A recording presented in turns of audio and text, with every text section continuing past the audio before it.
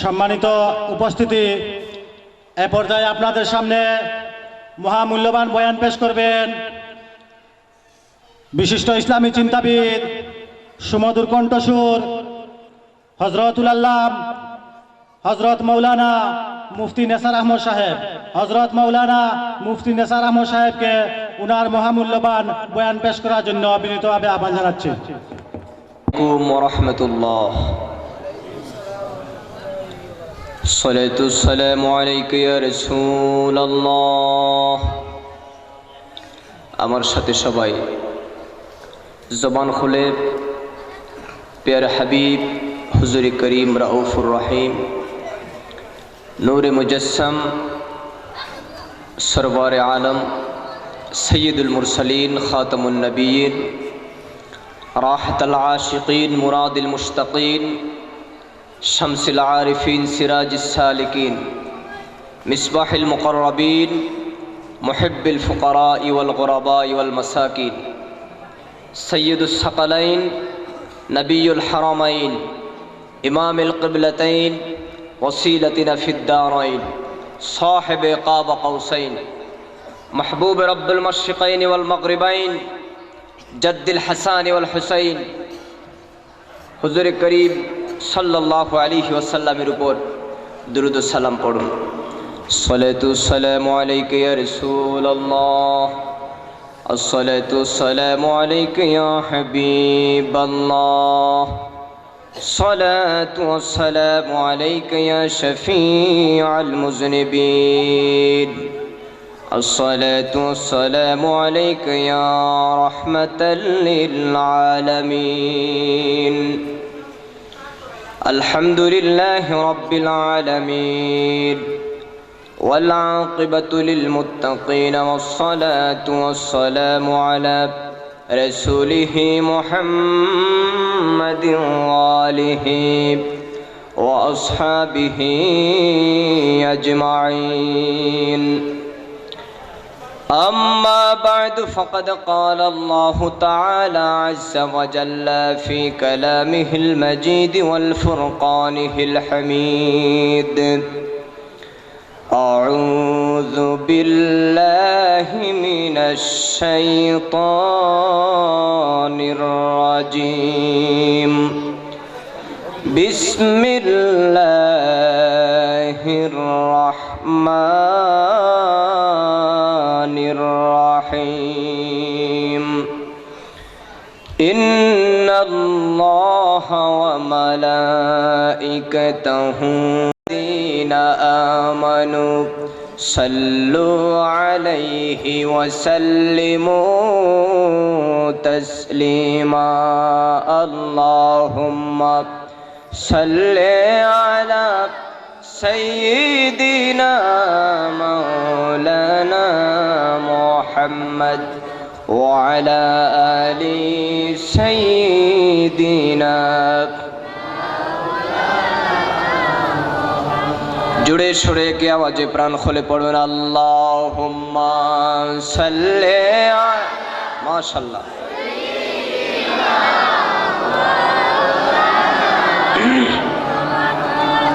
व अला आलि सय्यिदिना।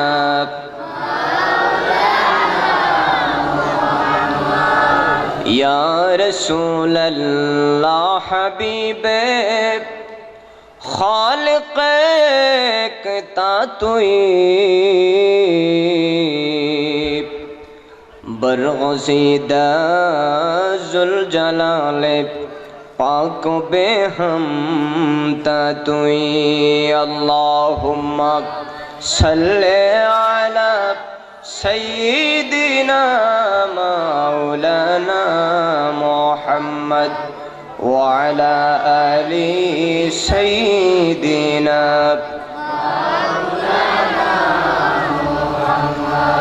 अल्लाह तुमी दया करो नसीब करो मदीना। नूर नबी के न देखाइया कबर देशे नियो ना। अल्लाहुम्मा सल्ले अला মাশাআল্লাহ, প্রাণ খুলে পড়ুন। দাঁড়ানো ভাইরা বসে যান। ওয়ালা আলি সাইয়্যিদিনা, মোহব্বতে একটু জিকির করুন। সুবহানাল্লাহ ওয়ালহামদুলিল্লাহ লা ইলাহা ইল্লাল্লাহ, সুবহানাল্লাহ ওয়ালহামদুলিল্লাহ লা ইলাহা ইল্লাল্লাহ, ও লা ইলাহা,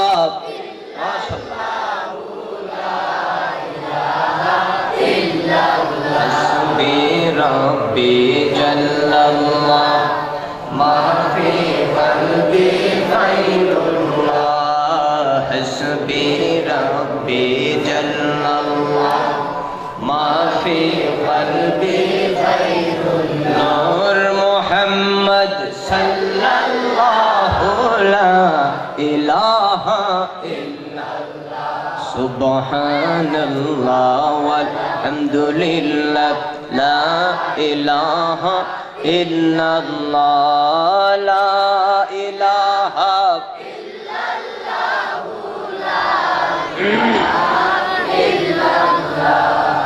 নবী মোদের পরশমণি, নবী মোদের জানের জান, নবী মোদের পরশমণি, নবী মোদের জান।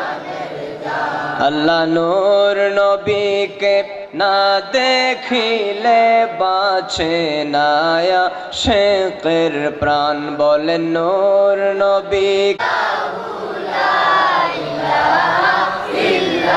ইয়া রহমানু ইয়া আল্লাহ, ইয়া রাহিমু ইয়া আল্লাহ, ইয়া রহমানু ইয়া আল্লাহ, ইয়া রাহিমু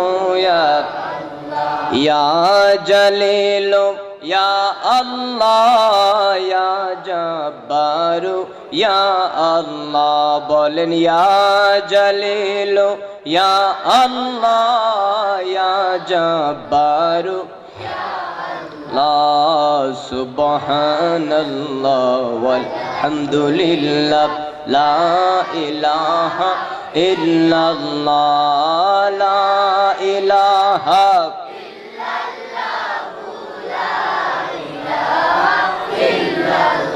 লা ইলাহা ইল্লাল্লাহ মুহাম্মাদুর রাসূলুল্লাহ সাল্লাল্লাহু আলাইহি ওয়াসাল্লাম। নোয়াখড়ম খোলা বাইতুল আমান জামে মসজিদ কর্তৃক আয়োজিত আজকের বিশাল সপ্তম বার্ষিক ইসলামী মহাসম্মেলন 2014 সালের সম্মানিত সভাপতি সাহেব, আজকের মাহফিলের সম্মানিত প্রধান অতিথি বিশিষ্ট আলেমে দ্বীন হযরত মাওলানা গাজী তামিম বিল্লাহ সাহেব নারায়ণগঞ্জ, আমার পূর্বে যিনি আলোচনা করেছেন হযরত মাওলানা মুফতি আলমগীর হোসেন আনসারী সাহেব, উপস্থিত ছিলেন নুরুল হক জামে মসজিদের ইমাম ও খতিব হযরতুল আল্লামা মাওলানা আজিজুর রহমান সাহেব, হযরত মাওলানা হাফিজ আলিম উদ্দিন সাহেব নোয়াখড়ম খোলা জামে মসজিদ সহ এই নোয়াখড়ম খোলা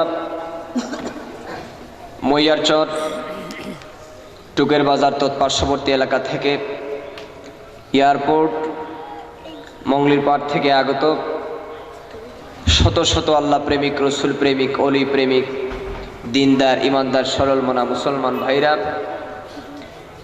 স্কুল, কলেজ, মাদ্রাসা, বিশ্ববিদ্যালয়তে অধ্যয়নরত আমার প্রাণপ্রিয় ছাত্র ভাইরা, কচি কাঁচা মাসুম শিশু বাচ্চারা, পর্দানিসিনা আবেদা সালেহা মা এবং বোনেরা, রহমানি ওয়া রাহিমাকুমুল্লাহ, আসসালামু আলাইকুম ওয়া রাহমাতুল্লাহ। মহান আল্লাহ পাক রব্বুল ইজ্জত ওয়াল জালালের পাক শাহী দরবারে অসংখ্য গণিত শুকর গুজার করছি যে আল্লাহ পাক রব্বুল ইজ্জত ওয়াল জালাল শান্তিপূর্ণ একটি পরিবেশে বেহেশতের বাগানে মসজিদ সংলগ্ন এই মাঠে আমাদেরকে আজকে আসার বসার, কিছু কথা বলার, শোনার, আমল করার তৌফিক দান করেছেন। প্রাণ খুলে সবাই পড়ুন আলহামদুলিল্লাহ। আল্লাহ পাক যে আজকে আমাদেরকে এই সুন্দর বেহেশতের বাগানে বসার সুযোগ করে দিয়েছেন, এজন্য আপনারা বেজান না খুশি? অল্প নাকি বেশি? তাহলে সে কায়দায় সবাই পড়েন আলহামদুলিল্লাহ। প্রত্যেকেই পড়েন রব্বানা লাকাল হামদ। বাইরে যারা দাঁড়িয়ে আছেন অনুরোধ করব, বেহেশতের বাগান থেকে মাহরুম হবেন না। সারা বছরের আর আপনাদের কাছে বিনীত অনুরোধ, একটু আগে খালি জায়গাটা একটু বন্ধ করে বসে, কারণ মিস্টার শয়তান সাহেব তো আছে, দেখবেন আপনারা খুব ভালো করে আপনার অ্যান্টিবায়োটিক ট্যাবলেট খাওয়াইবো, বেটা এতক্ষণ ওয়াজ শুনছিস, বাড়ির থেকেই তো ওয়াজ শোনা যায়, একটু ঘুরে গাইরে আস, ঠিক কিনা কন? সুতরাং শয়তান যেন গালিব না হতে পারে, আপনারা সবাই চাইপা চাপা বসেন। আল্লাহ পাক এই বেহেশতের বাগান থেকে যেন প্রত্যেককে ফায়দামত করেন, সবাই পড়েন আল্লাহুম্মা আমিন। আমার নবী বললেন কোনো বুড়া লোক বেহেশতে যাবে না। ওই লোক কান্না শুরু করছে, কই হুজুর কি বললেন, বুড়া লোক যাবে না? আপনার রাসূলুল্লাহ, তাই আমিও কি যেতে পারবো না? হুজুর পাক সাল্লাল্লাহু আলাইহি ওয়াসাল্লাম বললেন, বাবা আপনি যখন বেহেশতে যাবেন তখন আর বুড়া থাকবেন না, তখন 27 বছরের যুবক হয়ে যাবেন। কারণ বুড়াগুলা যুবকই গিয়ে কি করবে? এগুলা সব রিজেক্ট পারসন। বুড়ার সময় কি কিছু আঙ্গাজ আসে? খাইতে ভালো লাগে না, ঘুমাইতে ভালো না, কাজে করবে ভালো লাগে না, মাহফিলে বসলে মাথা ব্যথা করে, কিছুক্ষণ এই যুবকেরা কথা বললে শব্দটারে বিতৃষ্ণা মনে হয়, আছে না অনেক? কিন্তু যুবক যারা দেখবেন সব কাজই এদের কাছে ভালো লাগে। আলহামদুলিল্লাহ কোন? হুজুর পাক সাল্লাল্লাহু আলাইহি ওয়াসাল্লাম বলেন, বেহেশতে যখন যাবা প্রাণবন্ত একটা তরুণ থাকবে। আল্লাহু আকবার।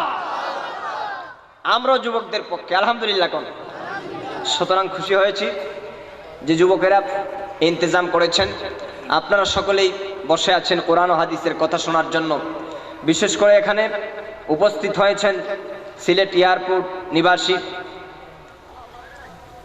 আমাদের সিলেট জজ কোর্টের সুনামধন্য অ্যাডভোকেট, আমার অত্যন্ত শ্রদ্ধাভাজন এবং কাছের মানুষ, বিশিষ্ট সমাজসেবক, জনদরদি, আপনাদের অত্যন্ত সুপ্রিয় ব্যক্তিত্ব জনাব আফতাব আহমদ সাহেব উপস্থিত হয়েছেন, মাওলানা আব্দুল্লাহ মামুন সাহেব সব ওলামায়ে কেরাম।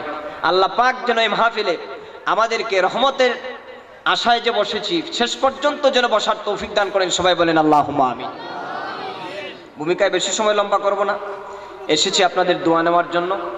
দেখা হয়েছে, খুশি হয়েছি, মুসাফির হিসাবে দোয়া করব। আপনারা আমার জন্য দোয়া করবেন, রাজি আছেন? একে অপরের জন্য দোয়া করলে সমাজের মধ্যে শান্তি আসবে, সম্প্রীতি আসবে, সৌহার্দ্য ভাব আসবে, ভ্রাতৃত্বপূর্ণ একটা পরিবেশ আসবে। আলহামদুলিল্লাহ কোন? আজকে কিন্তু আমি নিয়ত করছি আপনাদেরকে নিয়ে কিছু কোরআন ও হাদিস থেকে একেবারে কাছের মানুষ মতো করে আপনাদের নিয়ে কথা বলবো। রাজি আছেন তো আপনারা? ওয়াজ জীবনে শুনছেন অনেক, আমারও তো আপনারা নয়া দেখছেন নাইনি? আর তুলেছেন কাটা এবারে জীবনও দেখছেন না, মানে এগুলা জীবনও দেখছেন না দেখছেন? আল্লাহু আকবার, আলহামদুলিল্লাহ কোন? আর যারা দেখছেন তো মোটামুটি আলহামদুলিল্লাহ, বসবেন তো মোটামুটি আজকে আপনাদেরকে নিয়ে আপনারা কথা বলবেন, বেশিক্ষণ দেরি করবো না ইনশাল্লাহ। কিছু কথা বুঝতে হবে ভাই, আমরা আল্লাহ পাকের সর্বশ্রেষ্ঠ সৃষ্টি। ও যুবকেরা ভালো করে কথাগুলো শুনবে এবং মনে রাখতে হবে, ওয়াজ মাহফিলে এটাও দা স্টারিং ক্লাস। শুধু যে যাবেন যে হুজুরের আওয়াজ টাওয়াজ শুনে আসি এরকম নিয়ত করিলেন না রে ভাই। জীবনে কার কি কখন হয়ে যায় বলা যায় না। কত যুবকেরা এই দুনিয়ার থেকে বিদায় নিচ্ছে, কত মানুষ এই দুনিয়ার থেকে কতভাবে বিদায় নিচ্ছে। ইমানের হালতে বিদায় নিতে পারাটা বড় ভাগ্যের ব্যাপার। আলহামদুলিল্লাহ কান? এই দুনিয়ার থেকে চলে যাওয়ার আমাদের আছে কি না? সবাই তো চিরজীবন থাকবো না। এই দুনিয়া আমাদের জন্য একটা সামান্য কিছুক্ষণ থাকার জায়গা। এই দুনিয়াতে আমরা চিরস্থায়ীভাবে থাকতে আসি নাই। আল্লাহ পাক রব্বুল ইজ্জত ওয়াল জালাল বলেন, বান্দারে এই পৃথিবীটার মধ্যে মানব গোষ্ঠী সৃষ্টি করার আগে কয়েক হাজার বছর আমরা যেমন রাজনীতি করছেন এক শ্রেণীর লোক, রাষ্ট্রপ্রধান আছেন, প্রাইম মিনিস্টার আছেন, প্রেসিডেন্ট আছেন, মন্ত্রী পরিষদ আছে, রাষ্ট্র পরিচালনার জন্য যেই রকম করে একটা ক্যাবিনেট আছে, এই রকম করে এই দুনিয়ার মধ্যে যখন জিন জাতিরা ছিল তখনই তারা এই দুনিয়াটা চালাতেন। এইরকম মন্ত্রী পরিষদ ছিল, তাদের সংসদ ছিল, অর্থনৈতিক ব্যবস্থা ছিল, সমাজনীতি ছিল, রাজনৈতিক অঙ্গন ছিল। কিন্তু দেখা যাচ্ছে কিছুদিন পর আল্লাহ পাক রব্বুল ইজ্জত ওয়াল জালাল এই জিন জাতিকে যে উদ্দেশ্য নিয়ে পৃথিবীর মধ্যে পাঠিয়েছিলেন, ওই উদ্দেশ্যের ধারে কাছেও না যাওয়ার কারণে ফেরেশতাদেরকে, জিন জাতিকে আল্লাহ পাক এই দুনিয়া থেকে বিদায় করে দিয়েছেন, বলেন নাউজুবিল্লাহ। তাহলে বোঝা গেল আমাদের আগে এই দুনিয়ার মধ্যে জিন জাতির বসবাস ছিল, ঠিক কিনা কথা? এই পৃথিবীর মধ্যে আল্লাহ পাক রব্বুল ইজ্জত ওয়াল জালাল মানব গোষ্ঠীকে সৃষ্টি করার আগে জিন জাতিকে আল্লাহ পাক দুনিয়ার মধ্যে পাঠিয়েছিলেন ইবাদত এবং বন্দেগী করার জন্য। ইবাদত এবং বন্দেগী যখন ওই জিন জাতিরা পৃথিবীর মধ্যে আল্লাহ পাক যেই উদ্দেশ্য নিয়ে তাদেরকে পাঠিয়েছিলেন, ওই উদ্দেশ্য যখন তারা ঠিক রাখে নাই, আল্লাহ পাক তো সৃষ্টির আগে তিনি বলেই দিয়েছেন, ওমা খালাকতুল জিন্না ওয়াল ইনসা ইল্লা লিয়াবুদুন। সৃষ্টি জগতে আমি মানুষ এবং জিন জাতিকে সৃষ্টি করেছি আমার ইবাদত করার জন্য। সুবহানাল্লাহ বলে। কথাগুলো অত্যন্ত গুরুত্বপূর্ণ।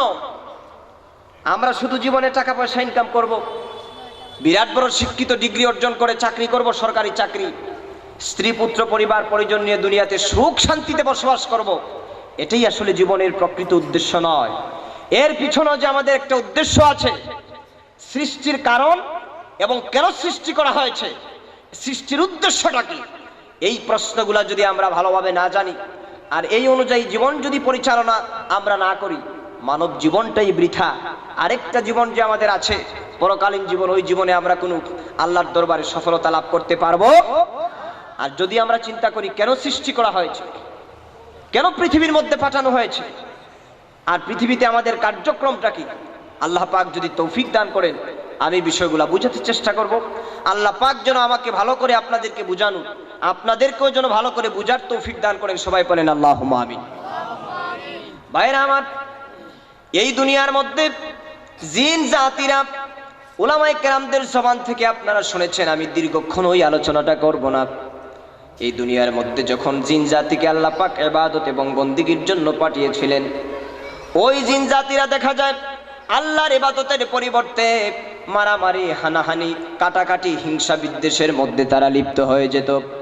একজনের সম্পদ আরেকজন গ্রহণ করত, একজনের পরনারী পর স্ত্রীর দিকে আরেকজন কামাতুর লুবাতুর হয়ে তারা তাকাত।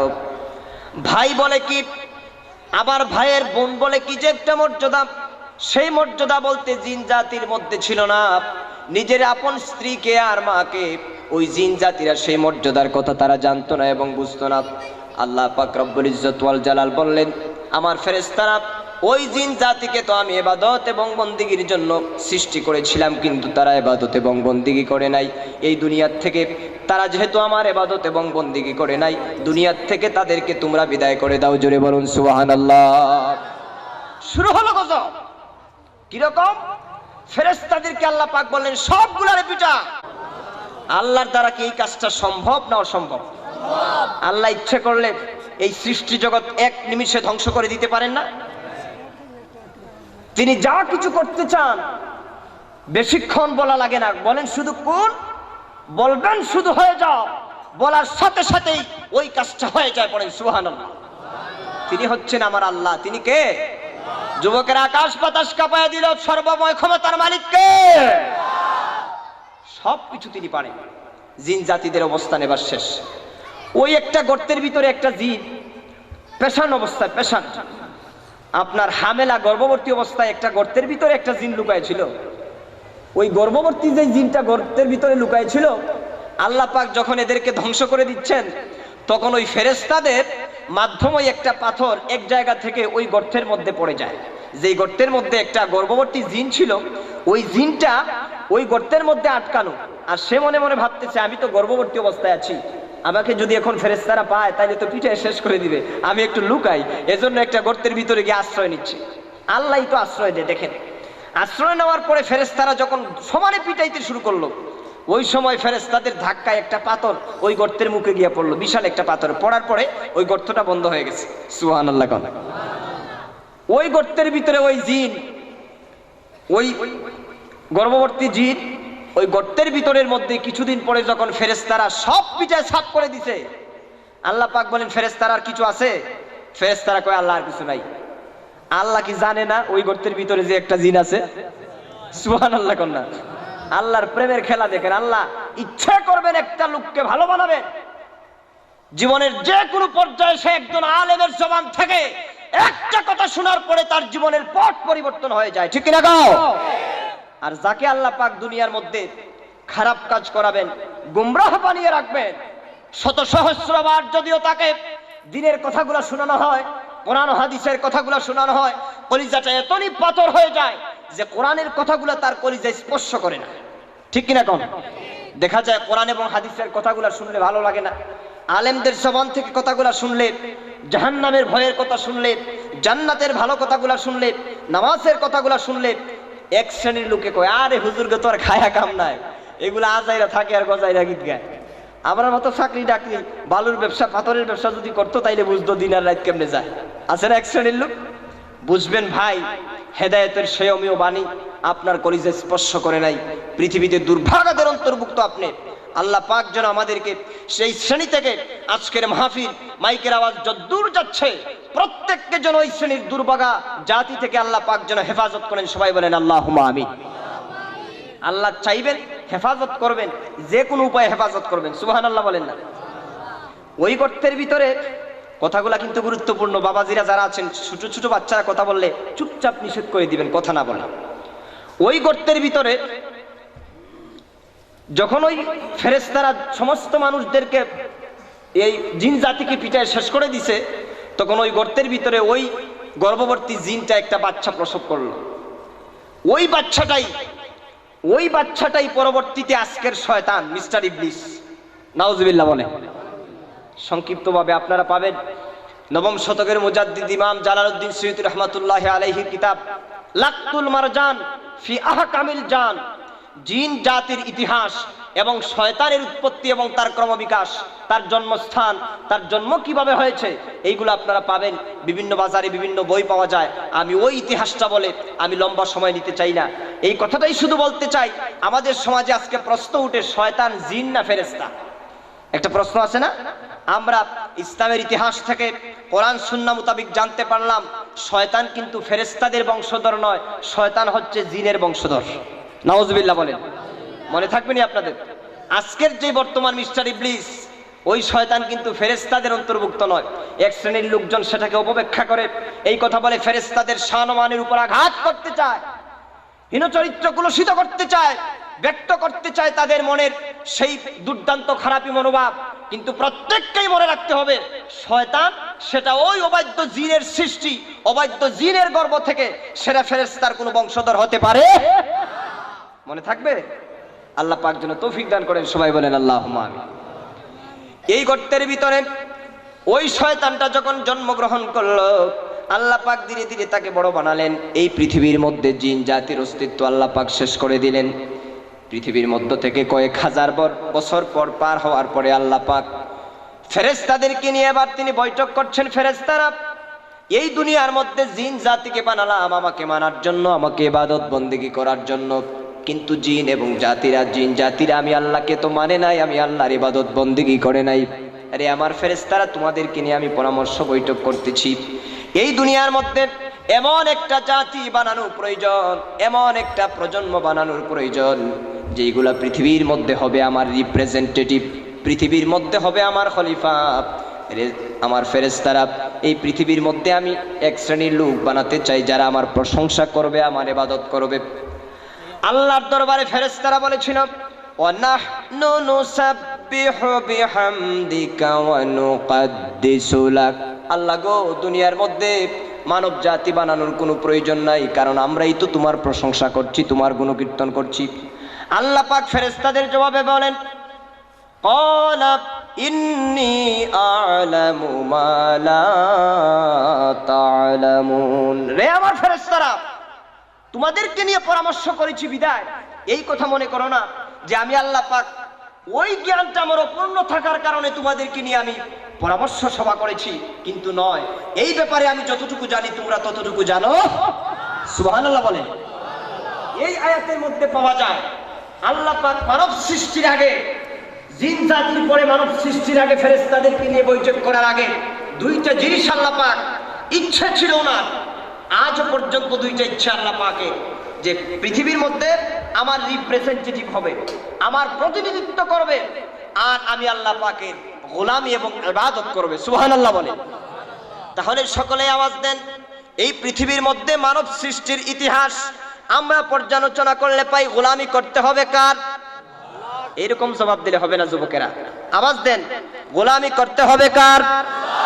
দাসত্ব করতে হবে কার? ইবাদত করতে হবে কার? এজন্যই আল্লাহ পাক বলেন, ওয়ামা খালাকতুল জিন্না ওয়াল ইনসা ইল্লা লিয়াবুদুন। পৃথিবীর মধ্যে মানুষ এবং জিন জাতিকে সৃষ্টি করা হয়েছে আমার ইবাদতের জন্য। সুবহানাল্লাহ বলেন। এই ইবাদত এবং বন্দেগীর মধ্যে কথাগুলা আপনারা আগের থেকে আমি এজন্য বুঝিয়ে বলতেছি শর্ট ভাবে, উলামায়ে কেরামগণের জবান থেকে আপনারা কথাগুলা জানেন, আমি শুধুমাত্র আপনাদেরকে ইশারা দিয়ে যাচ্ছি। এই যে আমাদের সৃষ্টির উদ্দেশ্য ইবাদত বন্দেগী করার জন্য, সৃষ্টি হওয়ার পরে সর্বপ্রথম আমার আপনার কাজ হচ্ছে আল্লাহর উপর ঈমান আনা। এটার নাম কি? ঈমান। এটার নাম কি? স্রষ্টা এবং তার রাসূল পিয়ার হাবিব মুহাম্মদুর রাসূলুল্লাহ সাল্লাল্লাহু আলাইহি ওয়াসাল্লামের উপর বিশ্বাস করার নাম হচ্ছে ঈমান।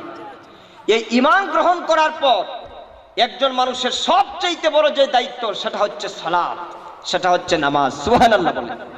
وجهي للذي فطر السماوات والأرض حنيفا وما أنا من المشركين। পড়েন না সবাই আপনারা? আওয়াজ দিয়ে পড়েন। إني وجهت وجهي للذي فطر السماوات والأرض حنيفا وما أنا من المشركين। পৃথিবীর সব কিছু থেকে আমার চেহারাকে ঘুরতে হওয়া, যেই ঘটনার বিবরণ হযরত ইব্রাহিম আলাইহিস সালাম কোরআন শরীফের মধ্যে আয়াত দ্বারা আমরা পেয়েছি। এরপরের অর্থ ভাইরা আমার, ওই সালাত শব্দের অর্থ হচ্ছে নিকটবর্তী হয়ে যাওয়া। পড়েন সুবহানাল্লাহ। আল্লাহ পাক বলেছেন, ওয়াসজুদু ওয়াকতারিব, সিজদা দাও আর সিজদার মাধ্যমে আমার নিকটবর্তী হয়ে যাও। সুবহানাল্লাহ। সাহাবায়ে কেরামগণ প্রশ্ন করলেন, ইয়া রাসূলুল্লাহ, বান্দা কখন আল্লাহর নিকটবর্তী হয়ে যায়? নবীজি বলেন, বান্দা যখন সিজদা দেয়, সিজদায় পড়ে যখন আমাকে সুবহান রাব্বিয়াল আলা বলে নাকার কপালটা জমিনের মধ্যে লাগায়া বান্দা যখন সিজদায় পড়ে যায়, আমার বান্দা দুনিয়ায় থেকে আমি আল্লাহর নিকটবর্তী হয়ে যায়। সুবহানাল্লাহ। সিজদা দিলেই আল্লাহ পাকের নিকটবর্তী হওয়া যায়। এই পৃথিবীর মধ্যে রাজা বলেন, বাদশা বলেন, আমির বলেন, ফকির বলেন, কাউকে আল্লাহ পাক সিজদা দেওয়ার অনুমতি দেয় নাই। এই দুনিয়ার মধ্যে আল্লাহ পাক বানিয়েছেন আমাদেরকে, তিনি হচ্ছেন আমাদের স্রষ্টা, আমরা হচ্ছি তার সৃষ্টি, তিনি আমাদের মনিব, আমরা হচ্ছি তার গোলাম। গোলাম যখন তার মনিবের প্রশংসা কীর্তনের জন্য, গোলাম যখন তার মনিবের প্রশংসা করার জন্য যেই নাকার কপালটা আল্লাহ পাক দিয়েছেন সম্মান এবং মর্যাদার প্রতীক, পড়েন সুবহানাল্লাহ। শিক্ষিত সমাজ, ভদ্র সমাজ আছে, নাকার কপাল হচ্ছে সম্মানের প্রতীক। এজন্য খাবার খাওয়ার সময়ও আল্লাহ পাক ইচ্ছে করলে আপনাকে ওই দুইটা ঠুট খাবারের মধ্যে লাগায়া খাবার খাওয়ার সিস্টেম দিতে পারতেন, এই হাত দেওয়ার প্রয়োজন ছিল না। ঠিক কিনা? কোন এই হাত কেন দিয়েছেন? নাক আর কপাল হচ্ছে সম্মানের প্রতীক, যাতে করে রিস্কের সামনে আপনার মাথা যেন নত না হয়ে যায়, রাজ্জাকের সামনে আপনার মাথা নত হবে। সুবহানাল্লাহ। হাত দিয়ে এই মুখ পর্যন্ত খাবারটা আল্লাহ পাক তোলার ব্যবস্থা করেছেন, যাতে রিস্কের সামনে আপনার মাথা নত না হয়, রিস্কটাকে যেন আপনি দুনিয়ার সবকিছু আপনি যেন মনে না করেন। সুবহানাল্লাহ পড়বেন না? আমাদের মধ্যে দেখেন না, আপনার ছেলে যদি খারাপ কাজ করে, মেয়ে যদি খারাপ কাজ করে, তো লোকেরা কয় আমার তো কপাল পড়ছে। আসলে কি কপাল পড়ছে নি? খোবালো আগুন লাগছে নি? লোকেরা কয় আমার নাক কাটা গেছে, আসলে কি তার নাক কাটছে? তার মানে কি এইগুলো হচ্ছে সম্মান এবং মর্যাদার প্রতীক। যদি কেউ বলে যে আমার কপাল পড়ছে, তাহলে বোঝা গেল লোকটা মান সম্মানে হানি হয়েছে। এই দুনিয়ার মধ্যে নাক এবং কপাল জিসিম নাই। সুবহানাল্লাহ। এই পৃথিবীর মধ্যে আমাদের মতো আল্লাহ পাকের কোনো স্ট্রাকচার নাই, বডি নাই। আল্লাহ পাক রব্বুল ইজ্জত ওয়াল জালাল বলেন, বান্দারে আমার কাছে যখন আমার বান্দা সিজদার মধ্যে পড়ে যায়, বান্দারে শুধু তুমি জমিনের জায়নামাজের উপরে সিজদা করো নাই, বান্দারে তুমি যেন আমার কুদরতি কদমের মধ্যে সিজদা করেছো। পড়েন সুবহানাল্লাহ। কত সুন্দর ব্যবস্থা আল্লাহ করেছেন। সিজদা দিলেই কুদরতি কদমের মধ্যে সিজদা হয়ে যায়।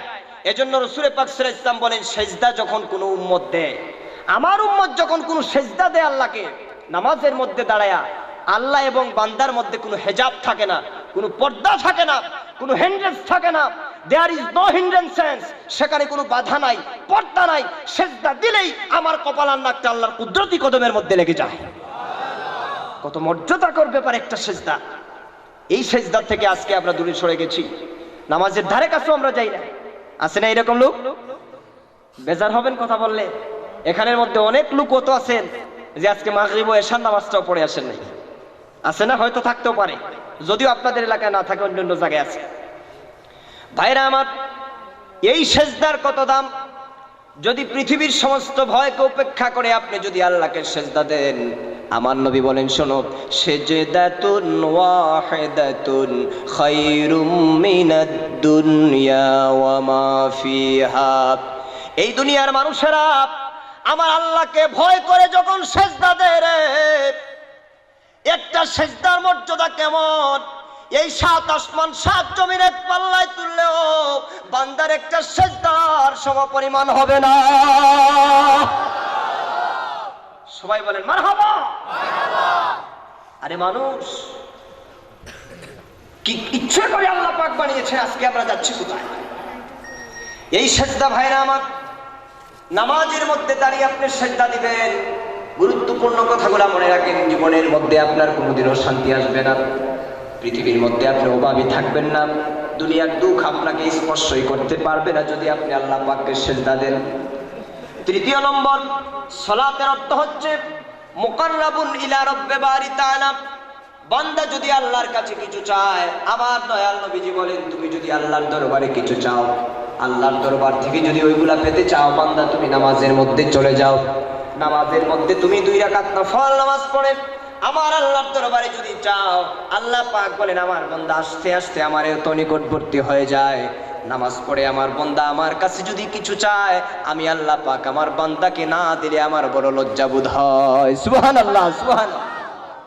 এই যে নামাজ, গুরুত্বপূর্ণ একটা ব্যাপার, ইয়াদ রাখতে হবে প্রত্যেক মুসলমানদেরকে। এই নামাজ পড়লে কি হবে? না পড়ার শাস্তি, পড়লে দুনিয়া এবং আখিরাতে আল্লাহ পাক কি ফায়দা দান করবেন। এই যে একটা ফায়দা, নামাজ পড়ে যদি আপনি আল্লাহর কাছে কিছু চান, ব্যবসায় উন্নতি হয় না, ছেলে বিদেশ যাইতে পারে না, মেয়ের বিয়ে শাদী হয় না, চাকরিতে প্রমোশন হয় না, পরীক্ষায় পাশ করেন না, সমাজের মধ্যে সম্মান এবং মর্যাদা পান না, নামাজ পড়েন, আল্লাহর কাছে চান। আল্লাহ বলেন, নামাজ পড়ে যদি আমার বান্দা কিছু চায়, আমি আল্লাহ না দিলে আমার লজ্জা লাগে। সুবহানাল্লাহ। মনে রাখবেন ভাইরা আমার, এই যে ফায়দা, আল্লাহ পাক যে মর্যাদা দিয়েছেন নামাজে, এই নামাজটা যদি আপনি পড়েন, আল্লাহ পাক দুনিয়ার মধ্যে আপনাকে মর্যাদাবান বানিয়ে দিবেন। এই মর্যাদাবান আল্লাহ পাক দিবেন। আর যদি আপনি নামাজ না পড়েন, কিয়ামতের ময়দানে আল্লাহ পাক আপনাকে জাহান্নামে দিবেন। যেই 2টা কারণে মানুষেরা জাহান্নামে যেতে হবে,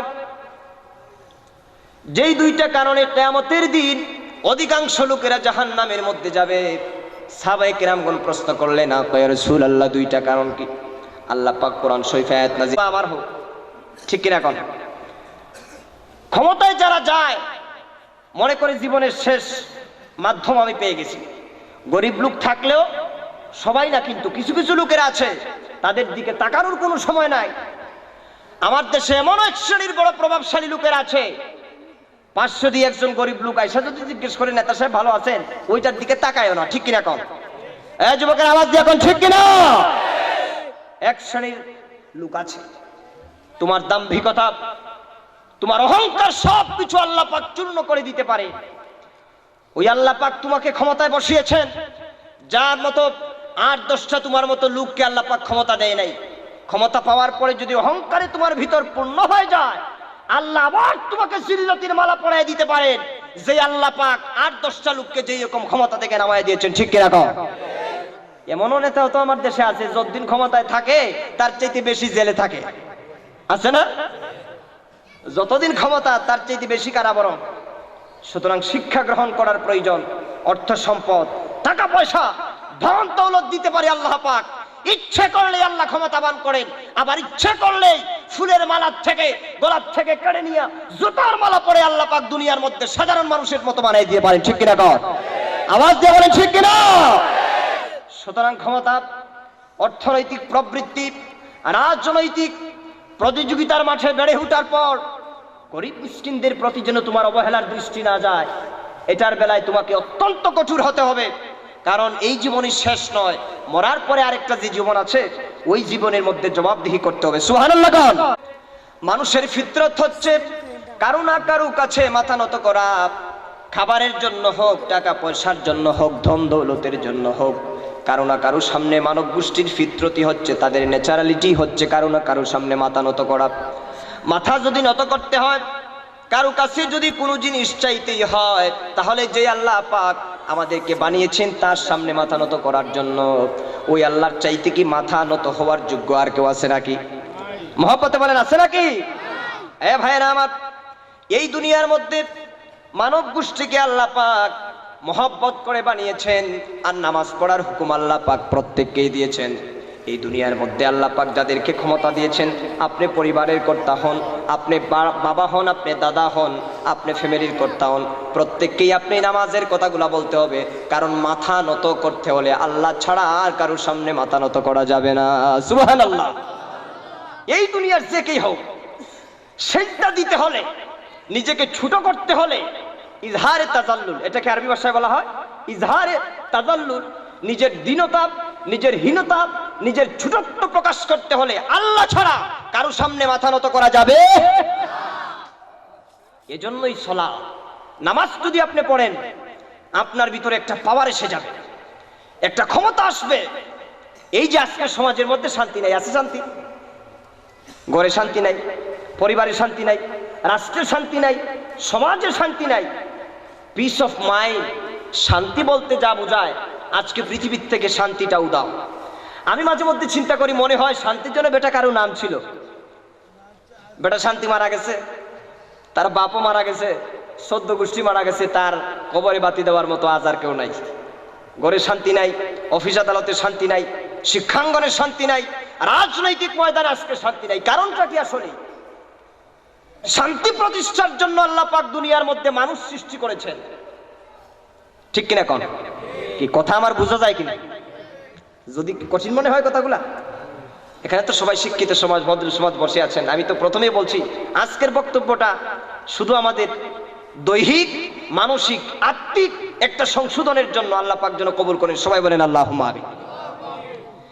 যেই শান্তি প্রতিষ্ঠার জন্য মানব জাতির সৃষ্টি, মানব সম্প্রদায়ের প্রকাশ, আজকে দেখা যায় দুঃখজনক হলেও সত্য কথা, ওই মানব গোষ্ঠীর দ্বারাই পৃথিবীতে শান্ত প্রতিষ্ঠা হয়। তার কারণটা কি?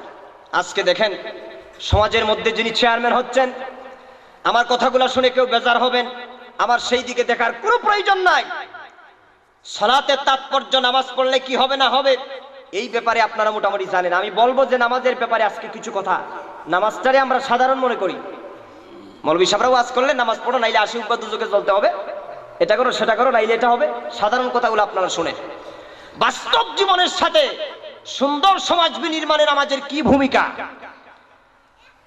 সামাজিক পরিস্থিতি বলেন, ব্যক্তিগত জীবন বলেন, শান্তিপূর্ণ জীবন প্রতিষ্ঠায় নামাজের যে ভূমিকা, এটার ধারে কাছেও আজকে আমরা না।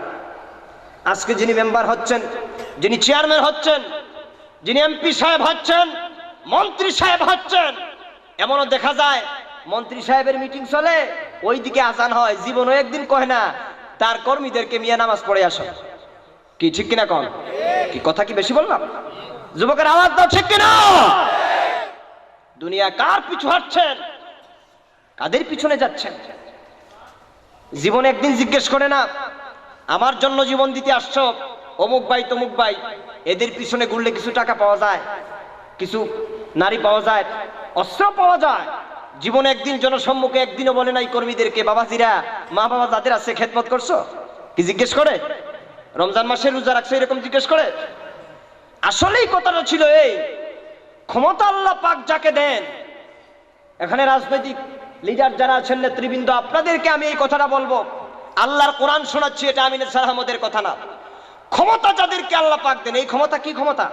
রাষ্ট্র ক্ষমতা হোক, সামাজিক ক্ষমতা হোক, পরিবারের নেতৃত্ব হোক, যেই কোনো জায়গায় আপনার যদি নেতৃত্বের অবস্থান থাকে, ওই নেতৃত্বের অবস্থানে থেকে আপনার যে প্রথম দায়িত্ব, ওই প্রথম দায়িত্বই হচ্ছে আপনি নামাজ প্রতিষ্ঠা করা।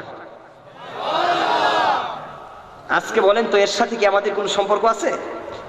নিজেও নামাজ পড়ে না, কর্মীদেরকেও জীবনে নামাজের কথা কয় না, ঠিক আছে না?